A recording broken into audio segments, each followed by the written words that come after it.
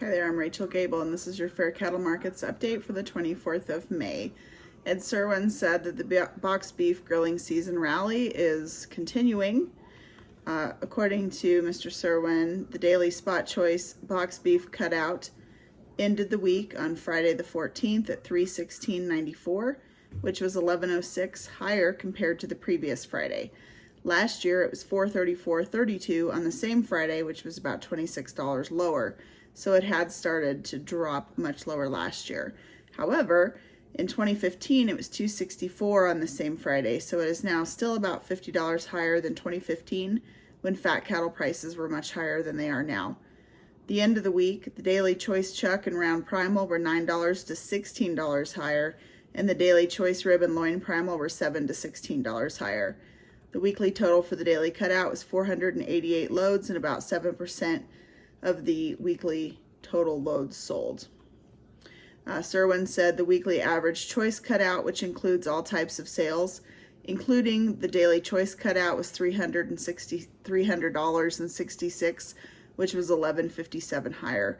However, like he said previously, the weekly average is following the daily cutout slowly, which is always normal because many, but not all, formula sales are priced off the previous week's spot prices.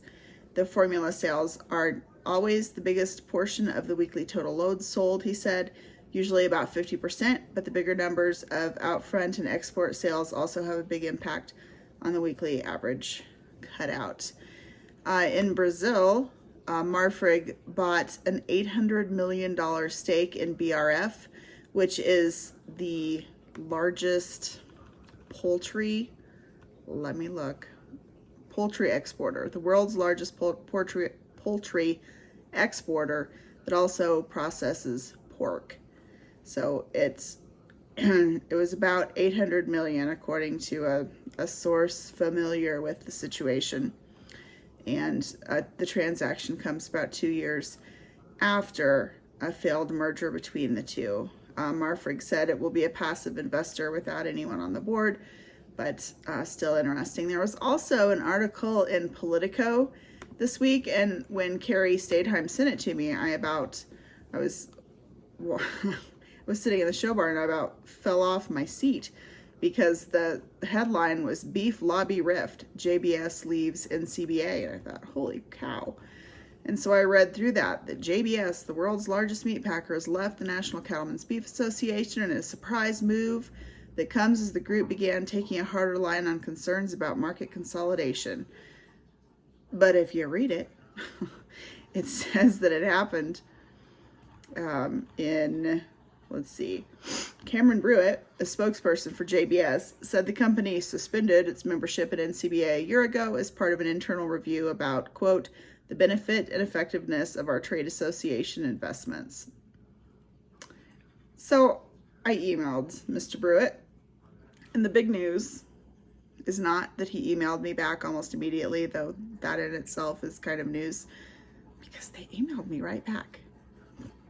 But I said, I'm just clarifying on this Politico article, like, did it happen 13 months ago and now it's just finalized? Like, why is it big now? And he said, I don't know why it's news because it was 13 months ago. And I said, okay, I'm no mathlete, but that's what I thought. So that's what I know about that. So that is your Fair Cattle Markets update for the 24th of May. I hope you have a great week. I hope you got some rain and no hail or tornadoes or any of the craziness that we had in northeastern Colorado this weekend. So I was feeling bad for all those kids that graduated and the parents that were trying to keep tents up and caps on and all that crazy stuff. So have a great week. I'm Rachel Gable, and this is your Fair Cattle Markets update for the 24th of May. Thanks.